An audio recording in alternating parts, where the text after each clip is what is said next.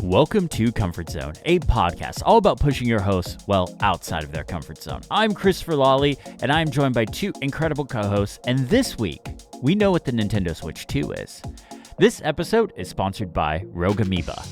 As always, I am joined by Matt Birechtree. Matt, how are you doing? Oh, Chris, I'm so excited about the Switch 2. I just don't know how many thousands of dollars it's going to cost me to buy one day. Dear listener, we literally sat down to record to the news. Like, it just broke like minutes ago that the Nintendo Switch 2 pre-orders for the US have been postponed because of tariffs. So that's fun. It's going to be a fortune for me and Matt. But we are also joined by Niléane, who hopefully it's not nearly as expensive for. Yes. I'm doing well first, and I'm not getting it second. Okay. So that's a problem solved. Oh, okay. Well, there you go. I would have if Mario Kart didn't cost as much. Maybe. That's the thing. You buy the bundle, and it's $30 cheaper. Oh my God.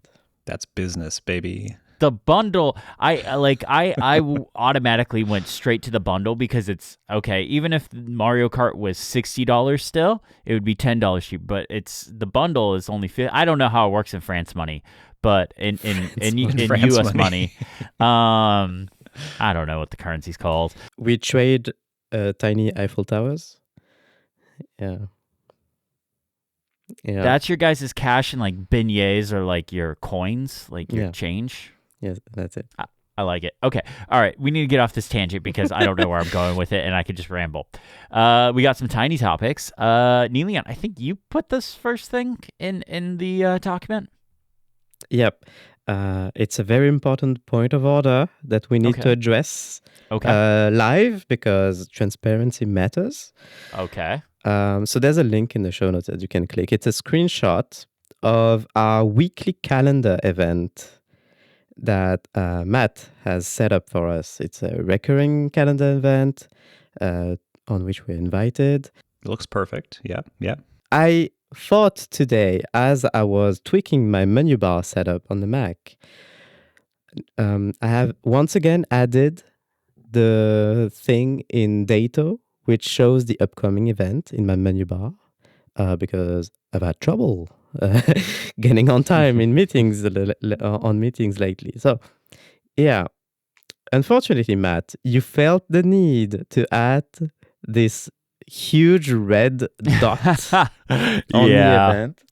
So now every Friday, which is the day that we record on, there's a huge red dot in my menu bar that's staring at me like it's HAL 9000 from 2001.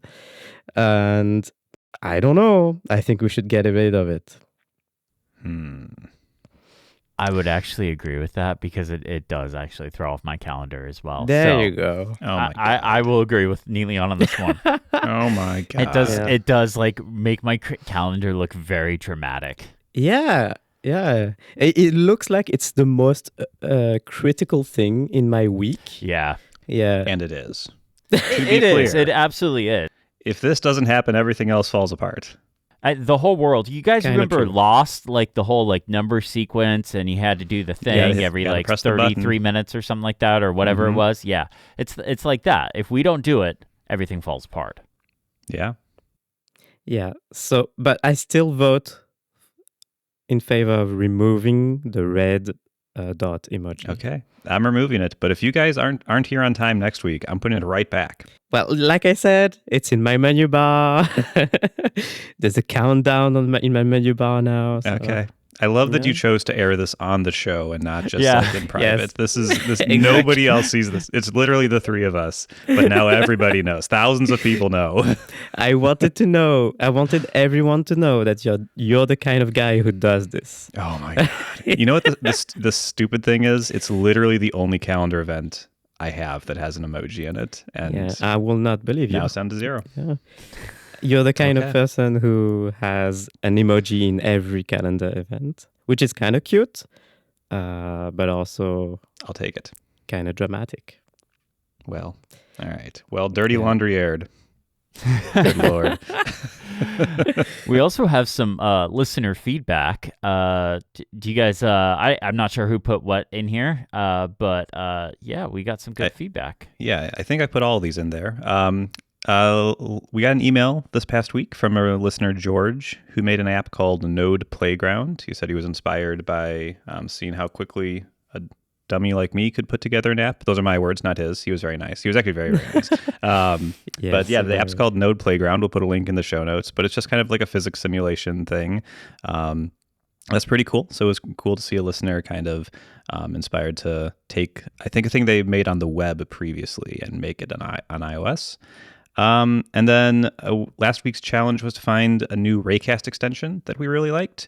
And we got some feedback from listeners. Listener Ian said he really likes the extension 2FA Code Finder, which finds your 2FA codes from messages and lets you easily access them to paste into other apps, such as non-Safari browsers, which is really cool because as a Zen user who does not have access to the 2FA fill out that Safari gets, I miss that. And so this is really cool. So I haven't gotten a 2FA code since I got this recommendation, but assuming it works, this sounds great. And finally, listener Hero recommended, he does like the Hero Report, which is a cool weekly newsletter. He recommended AI Chat, Things, and Fantastical, which I don't use, but he seems to like them for like quick adding stuff to. So as Raycast extensions. As Raycast extensions, yes. Mm-hmm.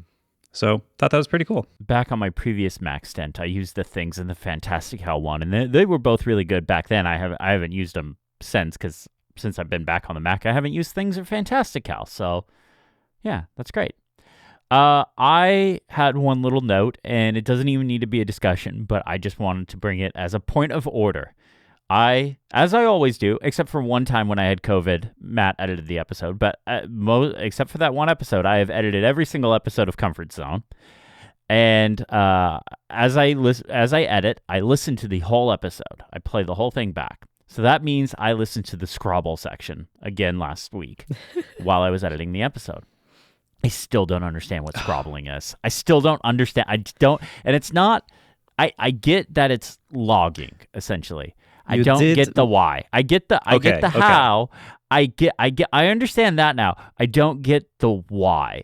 But that's okay. It doesn't need to be a whole discussion. I just still don't get it. I don't know why. It just doesn't click for me. So I'm sorry. I'll give it one more shot, and it's going to take 2 seconds. You have a Synology drive, don't you? Yes, I do. And you also have like iCloud storage. Yes, I do.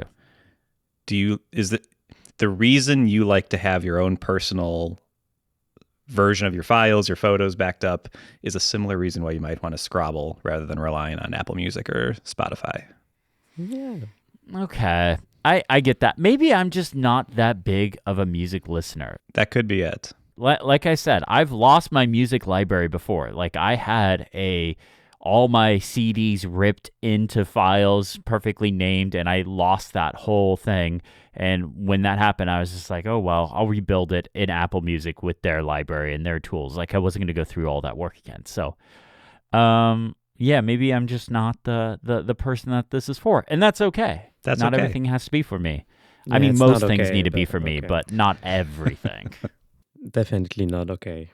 Last tiny topic is from me, which is just to say that my blog is officially on the Fediverse. I've been threatening to do this for like years, and Ghost finally rolled it out. It's in beta right now.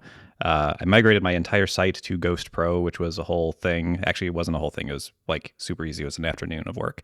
And now it's there. But it's natively on the Fediverse, and I'm so happy about that.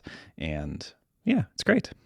So what does this get you? Like what does this mean? Like because like I get the idea of Mastodon, I get the idea of the Fediverse, but having your blog on the Fediverse, like what does that get you out of? So at a base level, I used to have an automation set up to post everything I posted on the blog to get posted to Mastodon. So you had to if you wanted to follow the blog on Mastodon, you could do that by following the Mastodon account that was hooked up to an API that was auto-posting. Now, the moment I publish a link or a post, it goes immediately to ActivityPub and gets sent out everywhere. So it immediately shows up. No third-party automations needed. So that's nice. And when someone replies to that post or retweets it, oh boy, reblogs it, reposts it. Boost. Boost, thank you. I kind of like retweet. Anyway, whenever someone interacts with that post,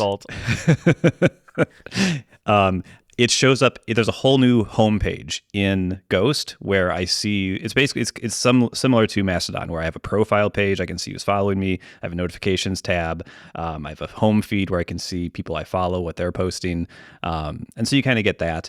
I don't know if there's 100% on the roadmap, but I think they're working on a way to make Fediverse replies show as comments on the post. I'm not sure if that's going to happen, but that's the sort of thing that they could enable with this. So instead of like having to sign up or like create an account on Birechtree, you could just reply in whatever app you're using for ActivityPub, and they'll show up in the blog. They won't do that yet, but I think that's the thing that is on the roadmap. So it's fine. It's not necessary, but it's cool. And I support the Fediverse. I love ActivityPub. I wanted to keep growing, so wanted to be an example. Okay, so I am first up in the document, and I have for you guys today an external hard drive. What? That's not exciting. Yeah, no, this is exciting. This is the Arceus. You know what? I'm just gonna call it Arceus after the Pokemon god, because I have no idea how to pronounce it. Links will be in the show notes. Acasis, maybe. Okay. Yeah, sure, we'll go with that. And all this is actually an external drive enclosure. This isn't, it actually, if you just buy this, there's no storage in it. You put an NVMe drive in this. But what this is a Thunderbolt 5 enclosure for an NVMe drive. So I have in here, so it's the Acasis, we'll just go with that enclosure, and then inside I have the Western Digital Black NVMe chip, a 4 terabyte one. And like I said, this is this is a Thunderbolt 5 external drive. So the Mac Mini I've been using, this is the review unit Apple sent me, only has 1 terabyte of internal storage. That's not nearly enough for me to be able to hold my data and do video projects. So I was constantly having to do like weird things in order to be able to edit video and like have my stuff on it. Like I was having to do the iCloud thing where like your documents aren't actually on your computer and your photos aren't actually on your computer and your music library is not actually on your computer. It's all offloaded and like it'll download it when you need something. And that's fine. It works okay, especially if you have a fast internet connection, but I'm the kind of person that I just like all my stuff local. It's just I don't know. I'm old and that's the way I do computers. So the way this works is I'm not going to open it up because it's kind of, actually, you know what? I will open it up. Let's see if I can open it up for the video viewers. So in here, you will see for the video viewers here, this white strip, that's just thermal tape. Underneath that is where the Western Digital Black drive is. This takes NVMe drives, and like there's really specific NVMe drives you're supposed to use. Like if you look at this, if you look at their website or even the Amazon page, it kind of tells you like, hey, these are the drives we recommend because they will take full advantage of the Thunderbolt 5 bandwidth. So that's one. This Western Digital one is the best one. I've always really liked Western Digital drives. I've had really good luck with them in the past. So the way this works is this just opens up. Put the drive in there. There's like a screw thing that holds the drive in place, a little bit of thermal tape, so that way the heat from the drive kind of gets pushed into the metal enclosure, and that way you doesn't heat up. It also has a fan on the top, so that way you get nice ventilation. I did have this thing sitting on top of the Mac Mini under my monitor stand for a little while, and it got really hot really quick. So now this just sits on top of my monitor stand. It doesn't look the best, but it stays nice and cool. There's even fan controls on this, but I haven't messed with that. I just kind of leave it alone and let it do its thing, and it's fine. The fan itself isn't that loud. I have to put my ear right up next to it in order to hear it. But what's really cool about this, and like I've kind of said, it's Thunderbolt 5. So this thing is stupid fast. So the internal drive speeds of the M4 Pro Mac Mini. I did a Blackmagic test, and these always kind of differ a little bit and stuff like that. But I was getting around 6,912 megabytes per second, megabits per second. I'm confusing myself now. Is it megabytes or megabits? It's gigawatts. Okay, gigawatts. And then the read was 5,144. So pretty fast. Like, that's really fast. But with this external drive, the write speeds I was getting was 5,854, so about 1,000 slower, but still really fast. And the read was 5,952, which actually was faster than the read of the M4 Pro storage. There's always kind of like an asterisk with that Blackmagic speed disk check thing, because like there's certain parts of drives that are kind of caches that are faster than other parts. So this isn't exactly like the most representative test, but it does kind of show that this is about just as fast as the internal storage of an M4 Pro chip, which is exactly what I wanted.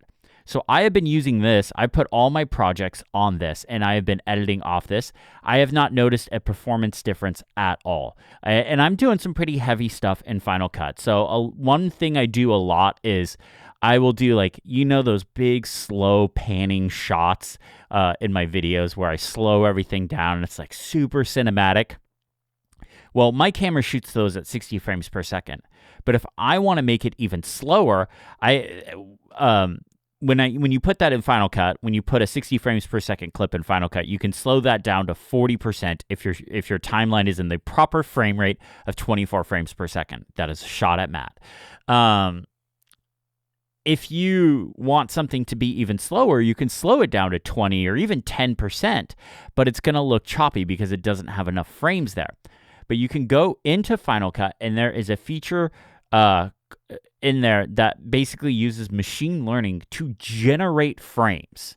So it it literally creates a frame. So you can have an A and a B frame, and you'd have an A and a C frame, and then it would create a B frame essentially for you.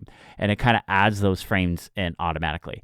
This takes up a ton of processing power, and it eats up a ton of storage, like an absolute crap ton of storage. I was trying to remember if I could say crap or not. 1 terabyte was not enough. I've been doing that a lot with this drive, and it works fantastic. Like it absolutely, it plays back beautifully. In fact, I did a test of like, I was editing a project on the Mac Mini, and I brought it over to the MacBook Air, which does not have Thunderbolt 5. It just has Thunderbolt 4, and the speeds were about half, but I was still able to play back my video project just fine. Like it still worked just fine. But editing with this guy is really nice.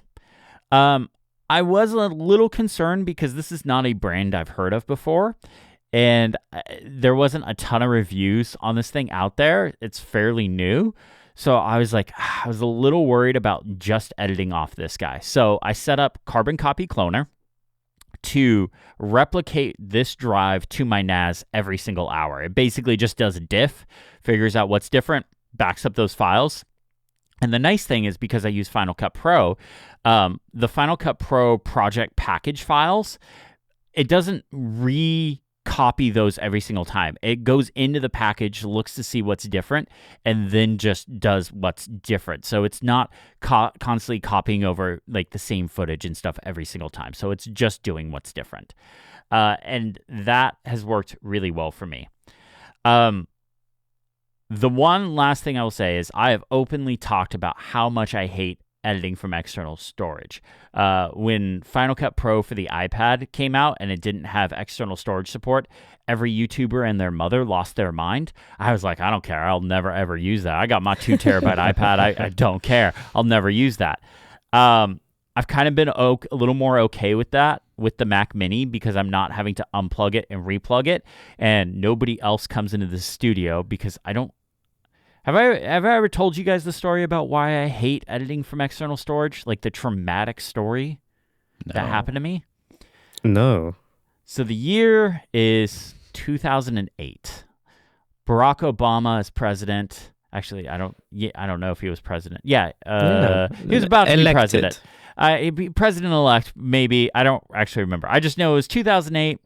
I was in film school. It was a much simpler time. And we were working on a big documentary project for a client. And this documentary was going to be shown in front of thousands of people. At that point in my life, it was the biggest thing I had ever worked on. We had one pickup shot that was shot on the very last day of the project, the day that the video was going to be shown. It was the only time we were able to get this one shot that we needed. So somebody went out, shot it, brought it back. This was the day of tape. So they took it off the tape, put it on a thumb drive, gave me the thumb drive, and at the time I was editing on a Mac Pro, so we plugged it right in the thumb drive, didn't copy it off the thumb drive. That was mistake number one. Just threw it in the timeline, got everything else going. The person who owned that thumb drive needed to leave and then was going to meet us at the venue later. They unplugged the thumb drive, left, didn't think anything of it at the time. We had already watched the video through. We finalized everything at that point. So I just started the export, and I lived like down the street from the school. So I ran home to go get changed, and then I was going to come back and pick up the video and then go to the venue. So I picked it up. So I came back, picked it up, copied it over to a drive, drove across town to the venue. Thousands of people, fancy dinner, sitting down. We watch it. Now, this was edited on Final Cut Pro 7. It's playing. We get to that shot. Red screen of media not available. Found. Oh. So ever since then, I swore I would never, ever edit from an external drive again. I am breaking that, but that is because nobody comes into the studio. Nobody is going to unplug this drive. It sits this is the first time I've unplugged it since I did that MacBook Air test. And before that, it was plugged into the Mac Mini. So it doesn't get unplugged. It just sits plugged in to the Mac Mini in the back into one of the Thunderbolt 5 ports, and it's worked great for me. This combo is not cheap. If I remember right, I spent like... I'm quickly looking it up. Stall. Okay, so for this whole package, the NVMe chip, and I did buy a Thunderbolt 5 cable because I couldn't tell if it actually came with a Thunderbolt 5 cable or not, was $592. That's a lot of money. I will fully admit that is a lot of money. But you know what? It's half of what it would cost for me to get a 4 terabyte drive in a Mac Mini. So... if you're looking to expand the storage and you have Thunderbolt 5, this is a decent way to go so far. I have not had any issues with it. That seems insane to me, how performant it is. Yeah. So it's about the same as the internal storage. It's a little bit slower on the write speeds. And again, the Blackmagic thing, there's a lot of asterisks to it about like, is it actually accurate and what is it writing to? And is it writing to the fast cache of a storage or is it writing to the slow? Like you can kind of tell when it's writing to the fast cache and when it's writing to the slow because like it just keeps going and going and going. And all of a sudden, like it'll be like doing like 5,000 megabits a second and then it'll drop down to like 2. So, like, that's when you know it's writing to either the fast or the slow. So, take that with a grain of salt. But I'm editing multiple streams of 4K HEVC 10-bit video off of an external storage and have no slowdowns whatsoever. I have no hiccups. I couldn't tell, like, if you were to put a project on either the internal storage or the external drive and blindfolded me, I didn't know which one you picked, and I sat down and I just started editing, there's no way I'd be able to tell the difference unless I actually went and looked at, like, the directory and where that file is located. Yeah. The crazy thing is I, too, edit my videos in Final Cut on an external drive, and I use one of these. This is a Samsung T7 SSD, which is $90 for the 2 terabyte one. No, maybe that's the 1 terabyte. It is $140 for the 2 terabyte one. So this is the one I have. I just ran the Blackmagic test compared to my internal drive. It is 11% of the speed of the internal drive. Oh, wow. Jeez. Yeah. So it's about 1/10 of what you've got over there. I actually don't notice any differences either. So we have very different workflows, it seems. We do. I know I do a lot more of the high frame rate. Like I'm gonna slow this thing down to 10%, generate frames. I do a lot of log and color grading and stuff like that. You don't even use log anymore, don't you? I don't. No. Yeah. It's a very weird thing. This isn't the topic, but like I have like all this like fancy setup to do fancy shots, and I've learned over the years that my audience on YouTube literally just wants me to put a camera on my face as I use a piece of software and share my screen. No fanciness, no B-roll, just show the thing, which is a little sad as a gearhead, but yeah, I think my audience is very similar, but I kind of do the fancy B-roll for me. Yeah, well, I like the fancy B-roll on yours. Like yours is like, it makes it feel like it makes you feel more in the realm of like the MKBHDs and stuff rather than like the scrappy YouTubers. Yeah, and also I will say, or I will fully admit, you have a job. When I had a full-time day job, doing the fancy B-roll was really hard because that is the thing that takes up the most amount of time. I did that MacBook Air video. I'll peel back the curtain a little bit. That day working from the MacBook Air video, it was actually more like a day and a half because it just took so long to shoot all that B-roll that it kind of bled into another day. Like I just ran out of time. So like it does kind of like the fancy B-roll kind of does take up a lot of time to do. Nice. Well, I'm glad you found a solution that works for you. Like that's really great. That you can get like that. You don't take a hit in performance by using an external drive. Yeah, and this, I think, works particularly well with the Mac Mini because it's not going anywhere. I'm not having to unplug it constantly. I'm not having to make sure I have it with me. I'm not, oh man, if this thing gets lost or dropped in a bucket of water or something like that, I'm screwed. Like, it just sits on my desk. If I was to be ordering a MacBook Pro tomorrow, I'd be ordering a MacBook Pro with 4 terabytes of storage, and I wouldn't be I wouldn't be using this. But because I'm using a Mac Mini that just sits at my desk, this to me is an acceptable solution. Yeah, since we're talking about storage, like the thing you just said, I bought my MacBook Air not having any storage needs. And now I want to travel around with my full music library locally. And I can't. The curse of Doppler. The curse of Doppler. I've come up with another solution. But yeah, if I had to buy a MacBook today, yeah, I would get a lot more storage.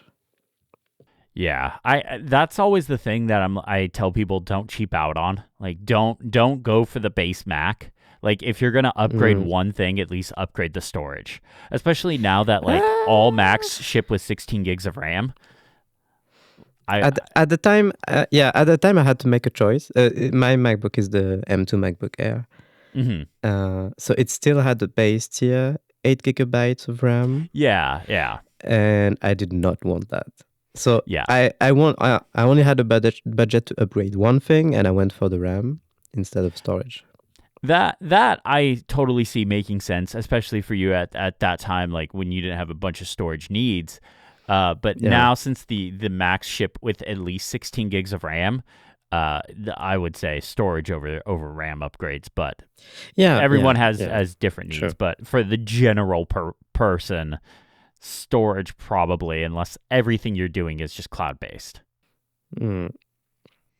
But yeah, that's this drive. Any questions on it? I'm very happy with it. I was very nervous about using it and working off of it, but I've been doing it for a few weeks now. I've had it, and it's been solid. I waited to bring it to the show because I was like, I want to stress test this thing and make sure it's not going to die before I tell thousands of people about it.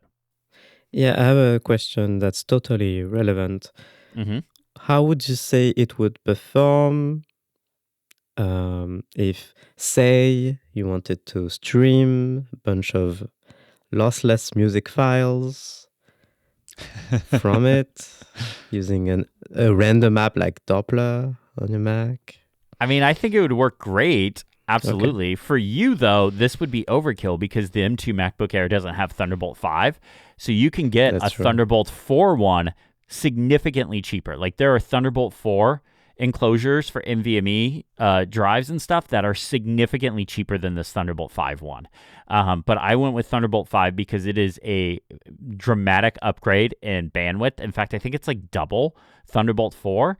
I should have looked that up, but I think Thunderbolt 4 is 40 gigabits a second, and this is 80 gigabits a second. Right? Does that sound about right? Actually, I know this is 80 because it says it right there. Yeah. But yeah, if you have a Thunderbolt 5 Mac, I would look at something like this. If you have a Thunderbolt 4 Mac, look at a Thunderbolt 4 drive. But if you're going to be upgrading your Mac soon, I'd probably look at this just so you're not wasting money.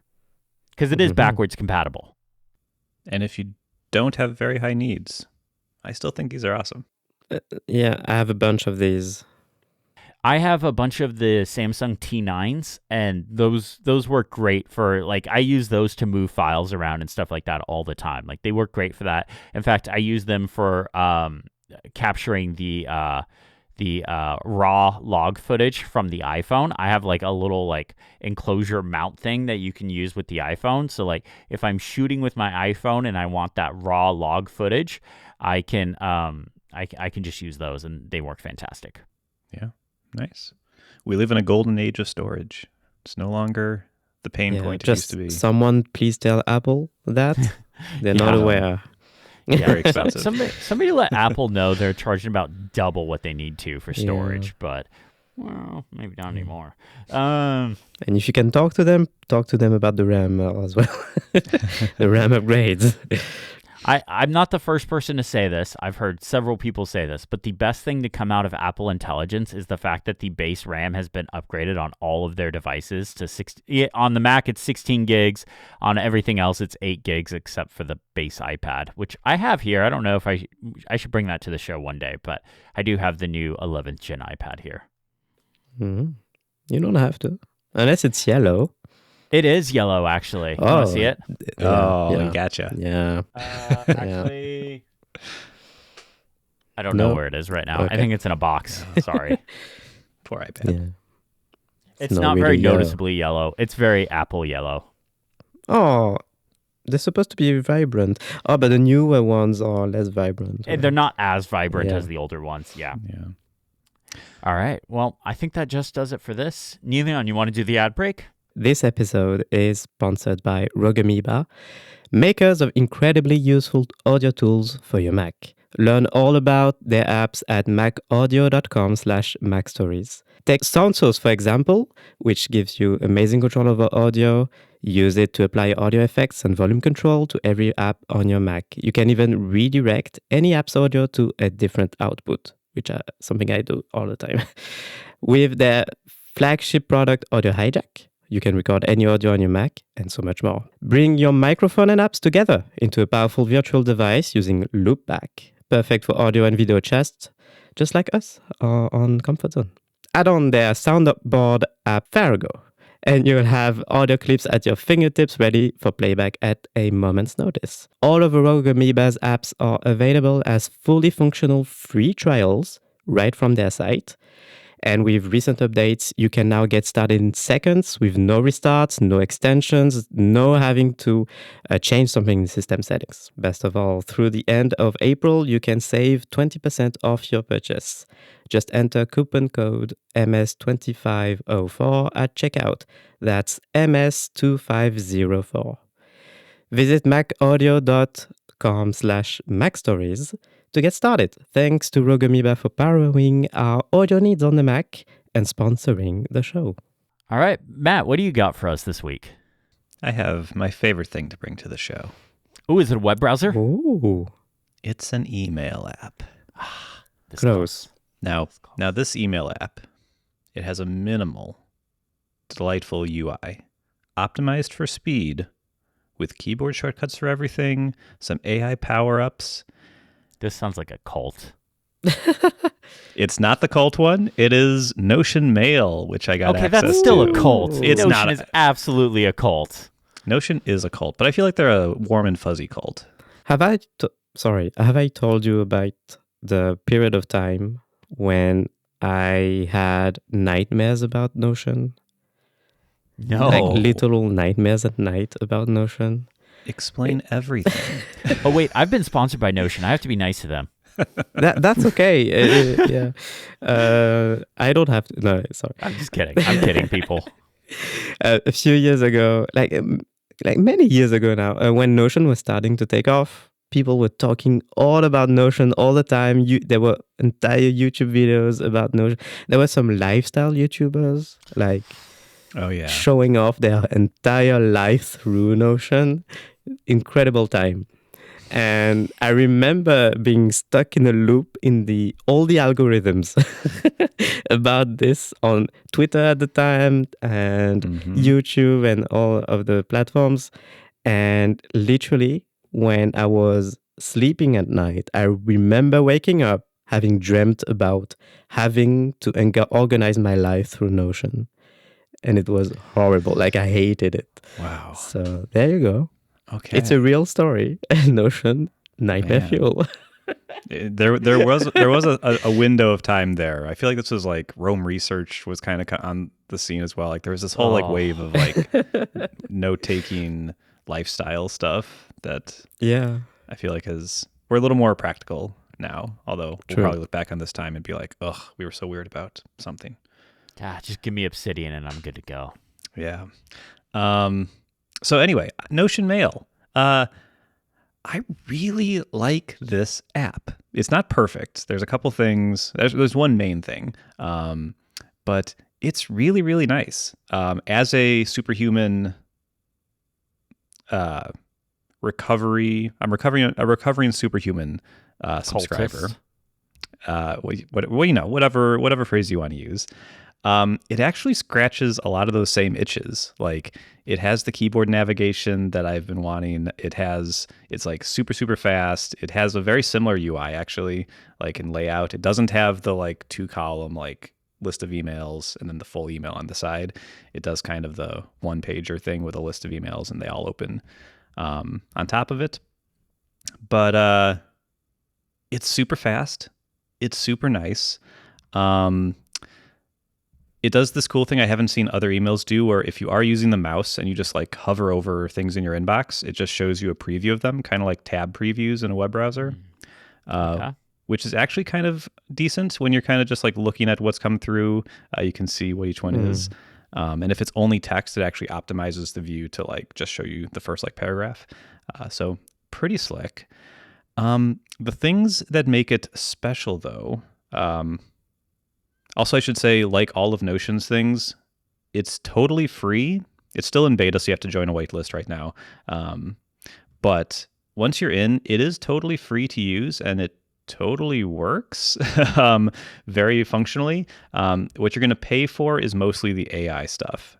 And the AI stuff is kind of cool. So they have, the main thing they have now is basically auto-labeling things when they come in.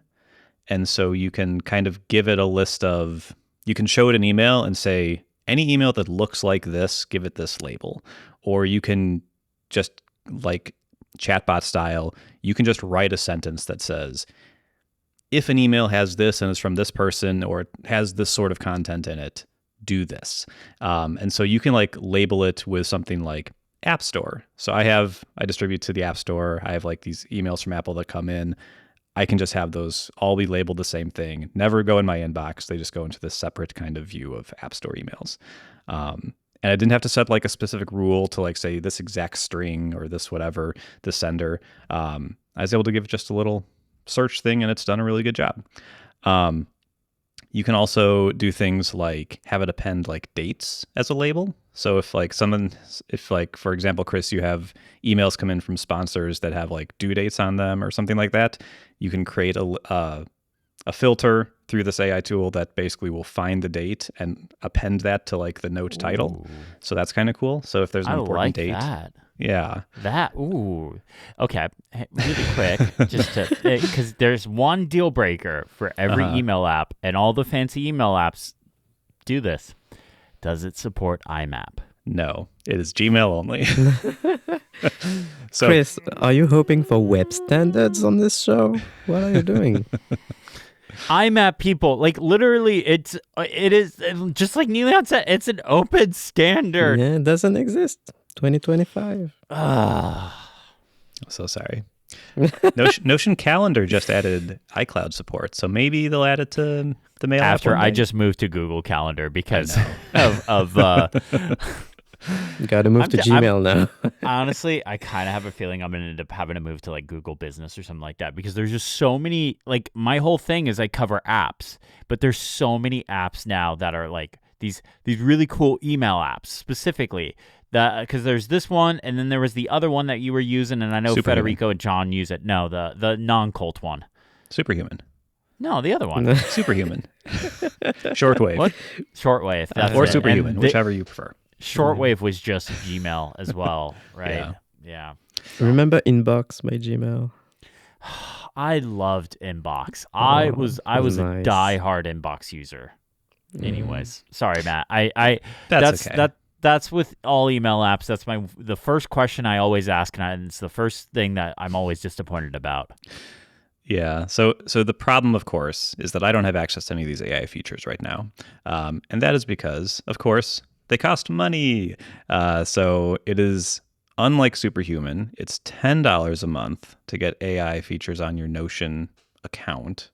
And so I guess if you do that, you also get them in Notion and Calendar. But yeah, if you just want them for email, all that labeling stuff I just talked about is $10 a month, which I'm not prepared to pay for right now because I'm really just waiting for MimeStream to release the iOS app. Oh, please. Yes. Any day now. And IMAP support. And Chris, you need to get a button. You need to use the Rogue Amoeba app to just Farrago. Yes, thank you. That's actually a great idea of like, there's a few like reoccurring bits in this show that I should just splice as I'm editing and throw that in there. Yeah, just Daft Punk sucks. Doesn't have IMAP support. You're in a cult. The other thing that's really cool, I don't have a good way to show you guys this as we talk about it, but they have this concept of views. And so one view is like your inbox. That's the default view. I just described the second inbox I have, which is our App Store. And so it's kind of like different split inboxes. Some emails have that.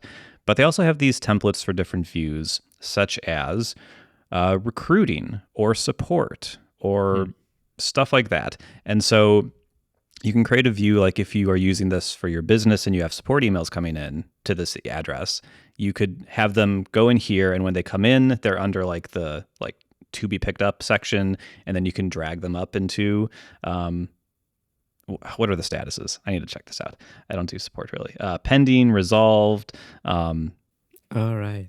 bugs, feedback. You can kind of filter them into different sections, and it's kind of, again, that's kind of like Notion's thing, right? If this was a Notion doc, you would be able to move things around and stuff. So they brought that over to email, which I think is pretty cool. I don't personally, I think, have a use case for this, but if you are doing, if it is like a company email that's done for like used for like one thing, that could be good. And is there anything else in here? Snippets. I talked about this, I think, last week or the week before. You can create snippets that intelligently like pull in things like the sender's name and company and stuff. That's not that interesting. I guess most email apps have that. Not Mail. Oh, really? Oh, bummer. I don't think so. Mail is like stuck in 2004.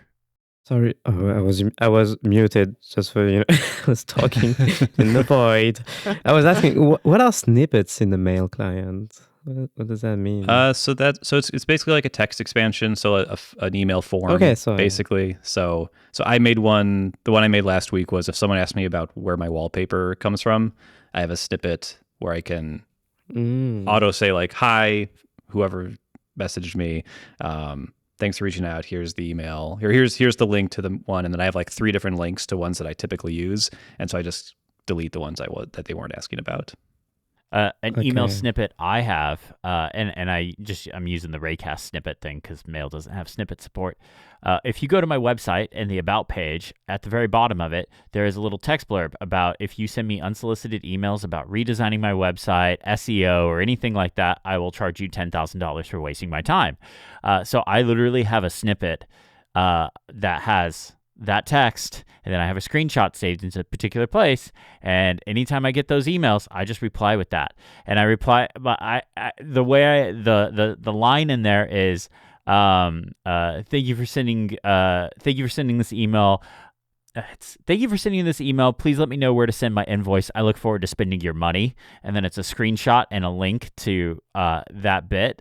Nobody ever replies and tells me where I can send them the invoice, though. Oh, that's a bummer. Yeah.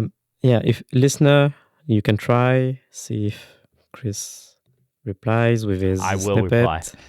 I will reply. Please don't send me email. Please don't send me email. Yeah, okay. I have over 1,000 unread emails in my inbox right now. Oh my God. We live different lives. I have 0. Yeah.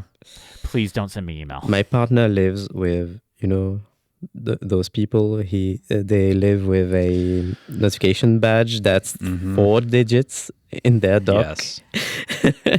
Every time I look at this, I have to make a comment about it, and they're really mad every time. I know this pain as well. Guys, you want to know what brings great shame to my house? Danielle force quits her apps. On the iPhone, you mean? On the iPhone. She force quits it. When she's done, like she has Reddit open and she's done with it, she force quits it. Oh. Well. Because she was told that would save battery life. Oh my God. Maybe it does, Chris. It doesn't. It really Maybe it doesn't. saves your soul. Whoa. Huge if true. Yeah. I'd rather have my start apps doing launch it now. fast. Yeah. Man. No one has proven the contrary. So anyway. Oh my God. So yeah, that's Notion Mail. The one thing I don't like about it, and this is gonna, if you are queued up not to like it, you're gonna really hate this part. The thing that's not good about it is that it refreshes your inbox on a seemingly a regular interval. I don't know if it's a minute or something, but like sometimes I'll something will trigger a 2-factor email to me, right? We just emailed you this 6-digit code we need you to enter, and I'll just stare at the inbox for a couple seconds, and it doesn't show up. It doesn't show up. If I have MimeStream running at the same time, I'll see like in the background, MimeStream will update instantly with it because MimeStream is incredible for getting emails immediately. And it's not showing up in Notion. So what do? I hit Command R. Of course, that's what you do. That's the refresh, reload. However, because it is an Electron app that has not done all the things to become a great native app, it refreshes the entire UI because it is just a web page. And so it takes a couple seconds. It's like 2 or 3 seconds. It's not that long, but it is not just refreshing the inbox. It is refreshing the entire app. So that's annoying. And then the email shows up. It's there. But that is annoying. So have you tried doing fixed. that in Discord, the Discord app? No. It also sometimes I do it by mistake. Well, I was going to say, this is the thing that gets me. Like, I know there are people who hate Electron with all of their soul, and they will say like, see, this is why Electron sucks. And it is a reason why Electron sucks, but it's not, do this in 1Password, do this in Visual Studio Code. It does not happen in those apps. Like, you can have this not happen. It's just they aren't putting the work in to make it not. Anyway. Yeah. Off my soapbox. It's not that it can't be done. It's that they just haven't done it, which is annoying in its own way. Yeah. A good implementation of an Electron app can actually be a good app. I will agree with you on that. The worst thing ever invented in the modern tech sphere, 2-factor authentication codes going to email or login links going to your email. Like, oh yeah, just type in your username. Oh, we don't need a password. We'll send you a login link to your email. And you sit there for 5 minutes waiting for it to come in. And it's like... Matt is grimacing because that's his website. I know. Yeah. I know. It's I mean, listen, it is annoying. I will say when I migrated my website, it was nice not to have a database of secure data to transfer over. I have no passwords. You can't hack those. So that's nice.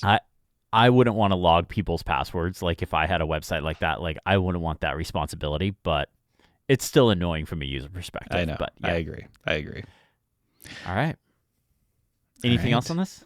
Yeah, one last thing. The design of Notion Mail reminds me of Newton Mail. Do you remember Oh yeah. That's an old thing. Maybe it's still around. I don't know. No, they died. They shut down a couple years ago. Okay. I really loved this app. At the time, it had some really smart features. I don't remember which, but they're probably extremely basic today, these smart features. But at the time, they were like, oh my God, you can snooze an email. What? So, yes. yeah. I sometimes wonder that about these emails. Like you guys talked about like Inbox, and that was so great. And I remember loving this is way, way long ago, but Facebook Paper, their Paper app, which was like an alternate UI for Facebook. I loved that. And I sometimes wonder if I went back in time, would I be like, oh, this was great? Or if I'd be like, ooh, actually, this wasn't so good. Yeah. But anyway, yeah. Notion Mail, join the waitlist. Hopefully it's just out soon, but I kind of dig it. And I'm not going to pay for it, but as a free alternative to MimeStream, it's pretty decent. So nice. All right, time for the challenge. Let's get into the toughest challenge we may have ever done. It's an amazing challenge. It's a really good challenge. It's a really good challenge. I struggled hard with this one. So, Niléane, it was your challenge. Tell the people what we had to do. Okay, so the challenge was come up with a mock-up or a new concept. Just come up with a new idea. Let's say that for iOS and iPadOS 19, either of them. So yeah, I don't know how hard you worked on this, but I didn't. So, because I just had one idea and it took me like about 30 minutes at most in Figma to show it off. So I will go first, if that's all right. Yeah. My idea for iOS 19 is, my prediction, should I say, iOS 19 deprecates the concept of a wallpaper. No wallpaper anymore. And you know why?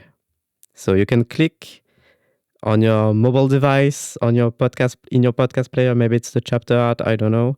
But in the show notes, guys, you can click the mockups that I've made and you'll understand.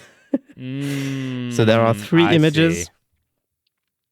And the idea is, so I don't know if you've ever seen this, but there was a time where there were a bunch of Instagram ads showcasing fake apps on the App Store that would make your screen transparent. Like they had fake screenshots where your hand was visible through the screen. Yeah, I was thinking back to that, and also thinking about the rumors of iOS 19, which are like, it will feature a visionOS inspired design. And obviously visionOS is designed around the pass-through a lot. You can see through windows. There are some frosted glass. They have a frosted glass look. The light comes through them. So I was thinking, hey, maybe in iOS 19, there's no more a wallpaper that you set. Now the iOS passively uses the iPhone's camera system and shows you what it sees through. And so if you look at the images, to describe it a little bit, there's one screenshot of my iPhone home screen, and instead of the wallpaper, it's a blurred version of whatever is in front of me. So in this case, a street in Grenoble at sunset. And second image, it's in front of my desk. Same thing. My iPhone home screen is see-through, like the wallpaper is see-through. It's blurred. I try to do it with the music app in the second image, where the background, the white background in the Apple Music app, is slightly transparent. It's still mostly white, but slightly transparent. We can see through. And the third image is a live demo of my concept, a interactive demo, a very interactive demo, with a photo I took in Berlin in front of a bakery stand or whatever. It's the Apple Pay, the wallet app. And there as well. the background is translucent, and you can see the pastries through the wallet app. There you go. I think this is really interesting for a couple of reasons. Number one is you're right, with the iOS 19 redesign rumors, I do hear a lot of people bringing up Vision OS and like this idea that Vision OS feels so futuristic and this glass thing is really cool. And like I keep thinking every time these conversations come up that like it's a completely different paradigm to the phone. There's something behind this. That's why the transparent glass works. It's because there's like the real world behind it. In an app, it would just be like a white background. And so you wouldn't see anything because it's just white with a transparent layer on top. Mm-hmm. But if it was the real world, suddenly the glass makes more sense.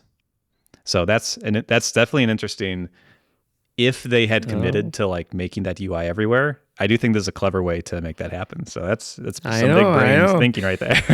So maybe it's not happening this year because this would consume a lot of battery probably.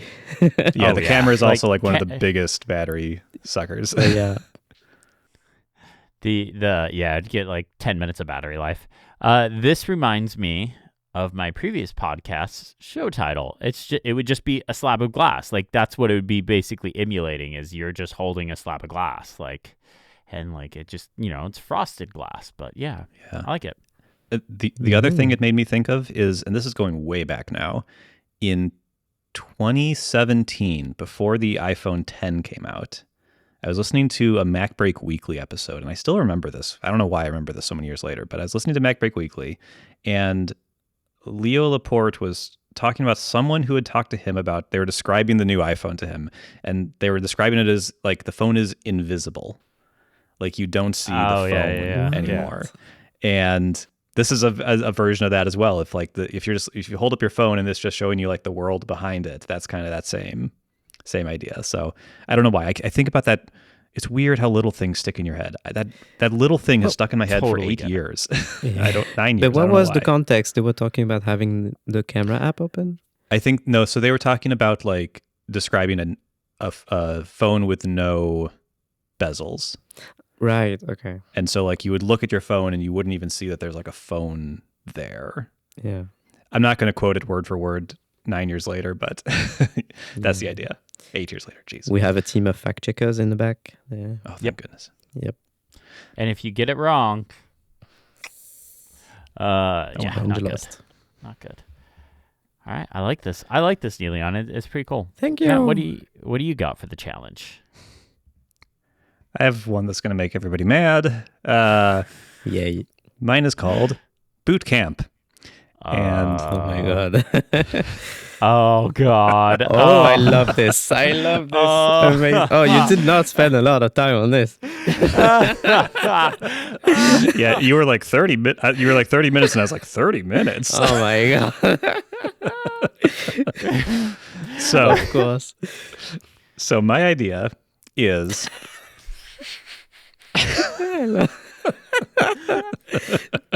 we're hyping this up way too much.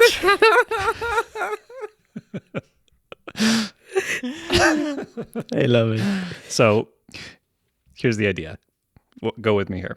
You're using an iPad and you're like, I want this iPad to do more. I need 5 windows on screen. I'd like to use these Rogue Amoeba apps that I love so much. What am I going to do? I got to go grab a whole new computer. Get out of here.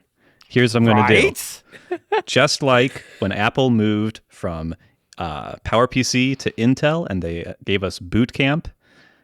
I just realized we've been going this far in the segment and I haven't even said, I did say Boot Camp. Never mind. Yeah. They gave us Boot Camp, which let us run Windows on our Macs. Not in some emulated mode, not in some like window inside your Mac. You can boot the sucker into Windows. Let's keep going. Yeah. On the iPad, you should have the option to install macOS and just boot into it. That's it. You could have it use as much of the hard drive as you want. Maybe you can even wipe iPadOS entirely from the device. But you would be able to use macOS, go to the App Store on the iPad, just like you do on the Mac, download macOS Sequoia, install it, or whatever the new one is this year, install it and run it on the iPad. Now, would the touch screen Yeah. work with macOS? Yeah. 1,000% yes. Matt, I would cut off my left leg for this. I'm just saying, you have a 13-inch M4 powered iPad Pro. That is a MacBook Air. Yes. That is a MacBook Air in every single way. It has the same RAM, same storage. Incredible. Use it with a Magic Keyboard. It is literally a MacBook Air. Use it with a touchscreen, and you can do touch things. Maybe this is the year macOS also gets those couple updates they need to make touch work better. Even if they don't, make it a power user thing. Make it a thing that you just have to do yourself, not the default. Let everyone who's happy with iPadOS keep using it. But we have this incredible hardware. Let's do it. Apple Pencil support, yeah. Sure. Yeah. This, I would love this. I would absolutely love this. Honestly, if this was to come and iPadOS didn't get some extreme major overhaul, and I do mean extreme, I would just use I would just be booting into macOS on the iPad. I wouldn't even touch iPadOS again. Well, and this solves the problem. I get a lot of feedback from people who don't want touch to come to the Mac because they think it's going to ruin the Mac that they love. This makes it so they don't have to touch the Mac yet. They obviously should, but this doesn't hurt the Mac people. The iPad people can keep doing this. Maybe this is a pro iPad only thing. I really, if there's anything I want to be known for, it's that I got out of the cult of superhuman. But if there's a second thing I want to be known for, it's that I really want to tear down this wall between macOS and touch, and that they are fundamentally incompatible. The only operating system in the world that will not support touch and cannot work with touch. Everything else can do it, but apparently macOS can't. So yeah. I really love that you called it bootcamp, because it's exactly that. For years, that's it. Yeah. For years, Apple allowed you to install a competitor's OS on your Mac. Yes. Yeah. So that you could get to the finish line on some tasks, on some on work, on whatever software that wasn't available on macOS. And we have the exact same problem with iPadOS today, and they will not do it even with their own OS. Yeah, I mean, they could still go fetch Windows 11, maybe. Imagine if they ship with Bootcamp with Windows 11 instead. Yeah. My inspiration is not Linux or Microsoft. It's Apple. Apple's done this. They could do it again. So, yeah. The whole reason why I was able to buy my first Mac was because Boot Camp existed, and I was able to jump into Windows when need be. Because I had a class in college that required a Windows application for something, and I don't even remember what the exact details were. But I just remember I had to buy Windows 7 key. Sure, we'll go with that. I don't remember if that was that. I might have been Vista or XP. I don't remember. I'm old. But yeah, I needed that to do it, and Boot Camp was the reason why I was able to do it. Yeah, I like this. I would, like I said, I'd cut off my left leg for it. Nice. So go ahead. No. Go ahead. All you. I'm curious if you put in more effort than me. So don't even bother clicking the link in the show I notes. love this link already. It's an internal Obsidian link. Oh. It's not even. I tried so hard. I spent probably a good solid hour trying to Photoshop my vision. And I'm a terrible designer. I was embarrassed. I was not going to, it's deleted. It's gone. It's not recoverable. The Mac I did it on, I got out a flamethrower and I melted it. So because it was that bad. I'm kidding. I did not. But I am calling this AppleOS. And I have a description for you. Written description, just because I was just not able to. I just don't have the skill set for that. You two, Matt clearly, spent a ton of design time taking the Finder logo. Listen, I had to find it on the website. It was a lot of work. I mean, I get it. I totally get it. Hey, I'm the guy that replaced the Files app icon with the Finder logo on my iPad, because the Files app icon is literally the laziest icon ever made, ever. Period. Wait, Matt, did you just use shortcuts and took a screenshot? No, I Googled Finder icon PNG. Yeah, but then you pasted it on top of the home screen in Oh no, I mean, Photoshop or whatever. in in my defense, I did use Apple's official Figma design toolkit and got Oh, their home screen, and then I put in. okay. So the sizing is all 100% perfect. The corners are perfect. So it is an actual icon. It's just Okay. yeah. So my description for Apple OS is Apple will throw the baby out with the bathwater and combine the design of iOS, iPadOS, and macOS into one. This one OS will adapt to the screen size and the hardware of the device. For example, you don't need the camera app on the Mac, so it kind of, it adapts sensibly. They will have similar multitasking features set to something similar to split view. The iPhone will kind of get top and bottom, split view support, like a Nintendo DS, if you think about it like that. The iPad and Mac will have a grid-based system, and of course there will be a Pro mode that gives you windowing on the iPad and Mac, and they will work kind of similar to what we have now. But for the most part, like the windowing part, whereas like you have Stage Manager on the iPad and then you have a bunch of different stuff on the Mac, that will get combined and it'll just be one fluid thing. So I can sit down and use windowing on a Mac or on an iPad and it'll work exactly the same. Apps like Files and Finder will be replaced with whichever is better, and of course in this case that's Finder. Apps like Reminders that have subtle differences between the Mac, the iPad, and the iPhone will kind of get flushed out and get feature and design parity. Other stuff like the share sheet will be rethought so that it works the same on all devices, meaning you'll be able to do things like run shortcuts from the share sheet on the Mac. The Mac share sheet is so dramatically different from the iPhone and iPad. For the first time, all three major platforms will have a similar design language and work mostly the same, but again, they will adapt to the device they are running on. So that's Apple OS. Mm-hmm. I think I did something similar to this in our predictions episode, but I expanded upon it. Yeah. Because I really like this idea of like, doesn't matter what Apple device you're using. If you go to do a task, whether it's multitasking, browsing in Safari, doing something in Reminders, it works the same on whatever device. It's the same consistency, same keyboard shortcuts, same kind of feature set. But again, it just adapts to the screen size. I like it. I have a prediction. So I like the idea, but I have a prediction. They will not do it. Yeah, I don't think they'll do it either.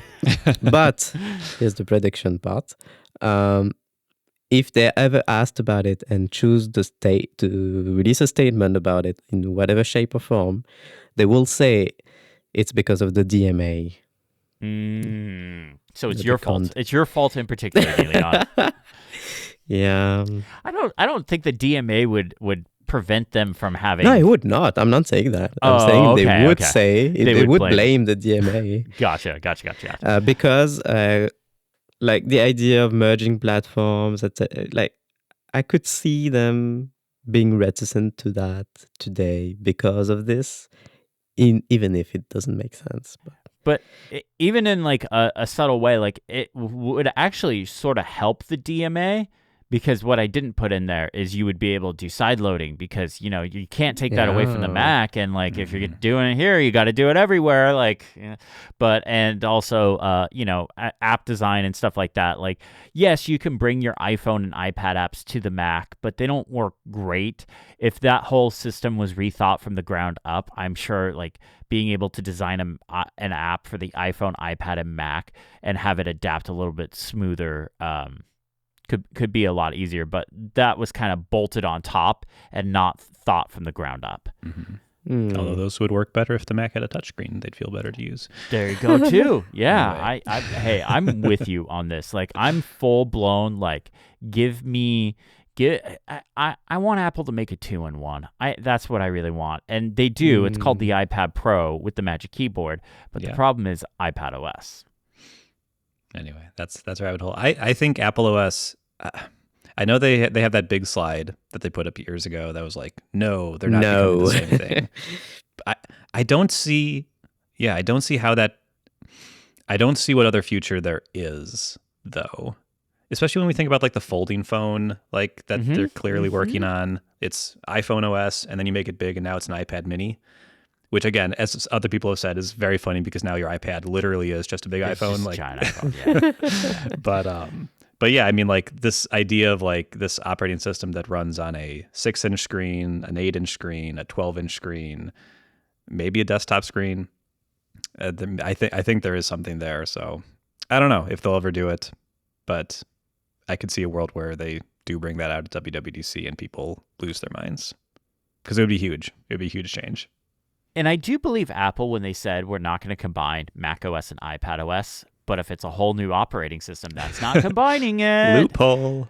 I that's why I'm kind of like, because okay, if we look at what Apple's operating systems are, they're Unix, and it's all based on Darwin. Every single one of them, from the Mac OS to watchOS to tvOS, they're all based on that. At some point, they're going to do a whole new base. Like, the Darwin's not going to be able to exist forever. Like, at some point, technology will evolve, and they will have to do something else, like kind of like going from x86 to 64-bit and all that stuff, like, or I'm sorry, 32-bit to 64-bit, or x86 Intel to ARM or something like that. Like, eventually there's going to be a jump where the current base OS, and this is where I'm kind of starting to get out of my depth, because I'm not some OS developer, but I mean, eventually they will have to come up with a new base. Like, 100 years from now, they're not going to be using Darwin. So, I mean, if you're going to do it and you have all these different platforms, especially your big three, why not have just one? And that way, no matter what device your users are using, they can do, they know what to do on any device. They're not having to be shown like, okay, you do this on the iPhone, but on the Mac it works this way. But yeah, that's AppleOS. All right. I think that was a good challenge. That was a great challenge, Niléane. Yeah. Mm. You guys would have laughed so hard at the concept. I should have just sent it to you guys, but I was really embarrassed. It was Yes, so show bad. us. I should have. No, it's gone. I'm not even joking. It's gone. I was so Quick, embarrassed. do not It save. It did not save it. It is gone. I did not take a flamethrower to that computer, but I essentially took a flamethrower to that file. Oh boy. But yeah. Matt, I believe it's your challenge for the coming week. What do you got for us? It is. I've been sitting on this one for a few weeks. I think a few weeks ago I teased that you guys may not even accept my challenge as a challenge. I remember this. Uh-huh. I've been looking forward to it. So my challenge is simple. What app is undefeated? What? What does that even mean? Take it as you will. Okay. All right. Who is the heavyweight champion of the world? What app is undefeated? Oh, would you like an example? Superhuman is the answer, right? Apple Music on the Mac. Oh no, it's a troll situation. Yes, give us an example, Matt. So an example. So the way I was thinking of it was, what's the app that is on your device, any device that you have, that just sticks around? New apps come out, you try new apps, and you always come back to this one. Mm-hmm. What app is undefeated in fending off all the new entrants that try to take their spot on your home screen or something like that? Yeah. Okay. Up until I did the reminder switch a few months ago, I would have said things like that. Would have been it. So I think okay, cool. I like this. This makes sense. Yeah, this isn't so much a try a new thing. This is think about your computing life and what just will not leave. What is undefeated? Man, I actually can think of a few examples already. Like, just looking at my doc, I'm like, oh yeah, you too. Yep. Okay, cool. I like this. This is a good challenge. All right. Well, that just about does it for the show. Thank you all so much for listening. But before we end the show, we always end with a end of the show question and a reminder that we want you all to play along with the challenge. And if you'd like to answer this question too, feel free to add us on Mastodon or Blue Sky. You can add the Comfort Zone accounts or our personal accounts, and we'll take the listener responses and we'll put it in the show notes for next episode. But my question for the two of you, we just had the Nintendo Direct a couple days ago. And I want to know what feature you're most excited about when it comes to the Nintendo Switch 2. Not a game, just a feature. We'll cover games next week, though we've already covered Niléane is probably not getting one. But I have a feeling she might still be excited about something. I'm hoping, because I just put this question in there without thinking about it.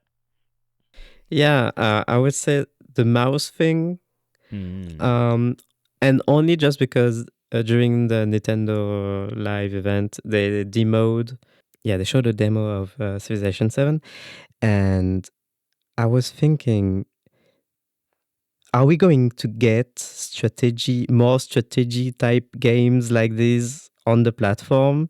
Age of But- Empires. Yeah, things like that. But having seen a few of the first hands-on, looks like the using the Joy-Cons in mouse mode it seems awful.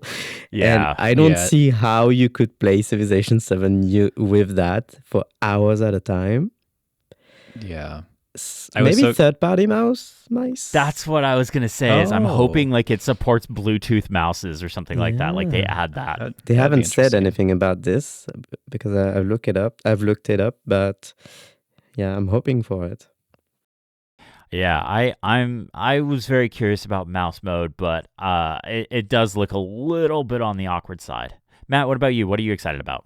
Oh, I think you can pair Switch controllers with a Mac. So I wonder if someone will figure out how to use it as a mouse on their Mac. Oh. Anyway, that's not the thing I'm most Why? excited about. Although I will be Why if though, they do but that. Okay. That'll It's be still better interesting. than the Magic Mouse.